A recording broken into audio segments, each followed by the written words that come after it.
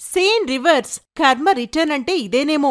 నాడు టీడీపీకి, నేడు వైసీపీకి ఒక్కరూ రావడం లేదుగా.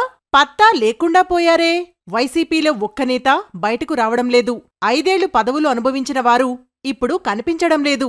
ఫలితాలు వచ్చి కొద్ది రోజులే కావడంతో ఇంకా బయటకు రాకపోవచ్చన్న ఒక వాదన వినిపిస్తున్నప్పటికీ పార్టీ కేంద్ర కార్యాలయాన్ని కూలగొట్టినా ఒకరిద్దరు నేతలు తప్ప ఇప్పుడు ఆ పార్టీ పరిస్థితి అద్దం పడుతుంది.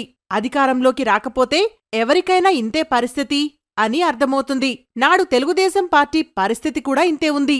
ఇప్పుడు వైసీపీకి అదే పరిస్థితి తలెత్తింది. అధికారంలో లేకపోవడంతో నేతలు కూడా మనకెందుకొచ్చిన పీకులాట అని ఎవ్వరూ పెద్దగా గొంతు విప్పడానికి కూడా సాహసించే ప్రయత్నం చేయడం లేదు.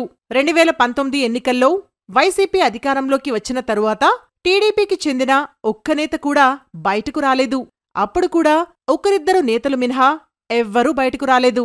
దాదాపు 3.5 ఏళ్లు అసలు బయటకు రావడానికే నేతలు భయపడ్డారు. బయటకు వచ్చిన నేతలపై నాటి వైసీపీ ప్రభుత్వం కేసులు పెడుతుండడంతో మిగిలినవారు దూరమయ్యారు. అంతెందుకు, 2019 ఎన్నికలలో గెలిచిన 23 మంది ఎమ్మెల్యేలలో 4 వైసీపీ మద్దతుదారులుగా మారిపోయినా మిగిలిన 18 మందిలో ఒకరిద్దరు మినహా ఎవ్వరూ బయటకు రాలేదు. కాని అప్పుడు చంద్రబాబు నాయుడు మాత్రం ఊరుకోలేదు. బయటకు వచ్చి తాను ఉన్నానంటూ కార్యకర్తలకు భరోసా ఇచ్చినా ఎవ్వరూ అంత సాహసం చేయలేకపోయారు. పార్టీని గాడిలో పెట్టడానికి చంద్రబాబుకు దాదాపు 3 ఏళ్లకు పైగానే పట్టింది. ఒంగోలులో జరిగిన మహానాడు తర్వాతనే నేతలు బయటకు వచ్చి తమ నియోజకవర్గంలో కార్యకర్తలకు అండగా నిలిచారు. చంద్రబాబు ఇచ్చిన ధైర్యం, వరుసగా అన్ని ప్రాంతాల్లో ఏర్పాటు చేసిన సమావేశాలతో పార్టీ ఒక దారిన పడింది. కార్యకర్తలు వస్తున్నా నేతలు మాత్రం ఓటమి నుంచి బయటకు రావడానికి దాదాపు 3.5 ఏళ్లు పట్టిందంటే అతిశయోక్తి కాదు. చాలామంది ఇతర ప్రాంతాలైన హైదరాబాద్, బెంగుళూరు, మద్రాసు వెళ్లి తమ వ్యాపారాలు చూసుకున్నారు తప్పించి పార్టీ క్యాడర్కు నేతలు అండగా నిలిచినవారు అతి కొద్దిమంది మాత్రమేనని చెప్పాలి. చంద్రబాబు నేతలను ఒక దారికి తేవడానికి చాలా కష్టపడాల్సి వచ్చింది.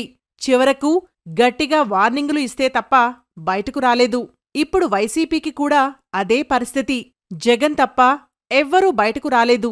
పేర్ని నాని, గుడివాడ అమర్నాథ్ వంటి నేతలు మాత్రం బయటకు వస్తున్నారు. నేతలు పూర్తిగా వైరాగ్యంలో ఉన్నట్లు కనిపిస్తుంది. ప్రభుత్వం ఇంకా పూర్తి స్థాయిలో తన కార్యక్రమాలు ప్రారంభించలేదు.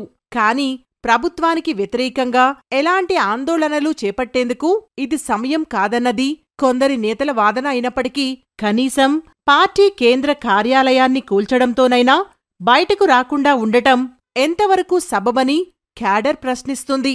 గత ఎన్నికల్లో టికెట్లు పొంది గెలుపొందితే అధికారాన్ని ఎంజాయ్ చేసేవారని, అదే గెలవకపోయినంత మాత్రాన క్యాడర్ను మర్చిపోతే ఎలా అంటూ అనేకమంది సోషల్ మీడియాలో నిలదీస్తున్నారు.